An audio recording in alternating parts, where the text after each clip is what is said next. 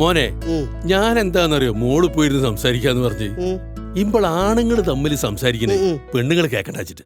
അത് നന്നായി മാമ. എനിക്കുണ്ടല്ലോ ഓളെ ചില സ്വഭാവങ്ങൾ മാമനോട് പറയാണ്ടായി. ഞാൻ അവളെ ഒഴിവാക്കാൻ വെച്ചേ.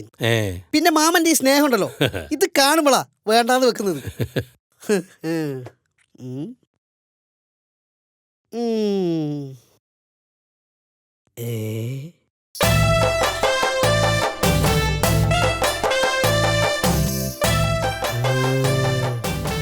മാമ സാധനമൊക്കെ ഉണ്ടല്ലോ. മാമ എമ്പൊക്കൊന്ന് പൊളിക്കണം. ഏതാത് ഞാൻ ഇപ്പൊ വരെ.